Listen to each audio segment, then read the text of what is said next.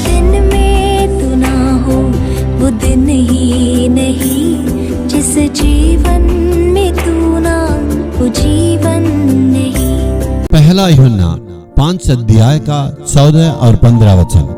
और हमें उसके सामने जो हियाव होता है वह यह है कि यदि हम उसकी इच्छा के अनुसार कुछ मांगते हैं तो हमारी सुनता है।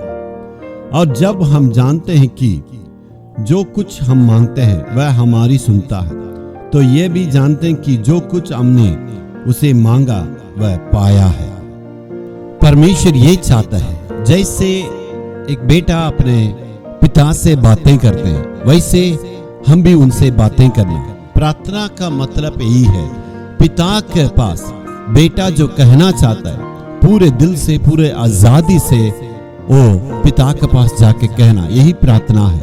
बहुतों के जीवन में वो प्रार्थना नहीं करते इसलिए प्राप्त नहीं करते, और पिता से मांगने के द्वारा ही वो प्राप्त कर सकते हैं, कुछ पा सकते हैं। लेकिन बहुतों के जीवन में आज आशीष की कमी इसलिए है वो सही ढंग से प्रार्थना नहीं करते। उनका व्यक्तिगत जीवन में और दल होके या परिवार की प्रार्थना में सही ढंग से प्रार्थना का जीवन नहीं है, इसलिए उनके जीवन में आशीष की कमियां हैं।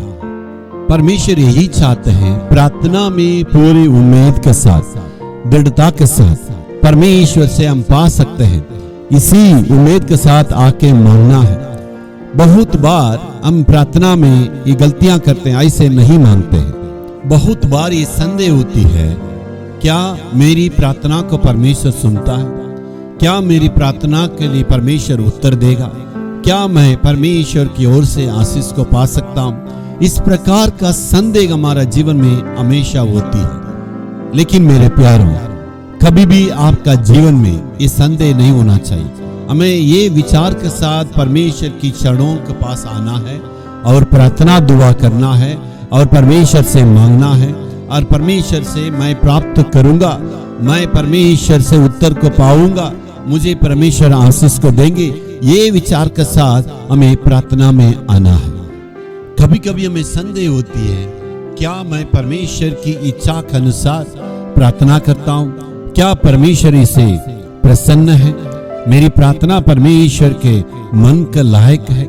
इस प्रकार का संदेह हमारे दिल में होती है। मेरे प्यारों, मैं कहने के लिए चाहता हूँ, जब कभी आप प्रार्थना करते हैं परमेश्वर उसे अपने प्रिय जानता है, इसलिए उसको जान लीजिए प्रभु की इच्छा है। आपके दिल में कभी भी संदेह नहीं होना। इसलिए मैं आज उत्साह दिलाने के लिए चाहता हूँ, आपके जीवन में प्रार्थना में आप आगे बढ़े, परमेश्वर के चरणों के पास आए। प्रतिदिन प्रार्थना करने से परमेश्वर जरूर आपको आशीष देगा। Hallelujah, hallelujah.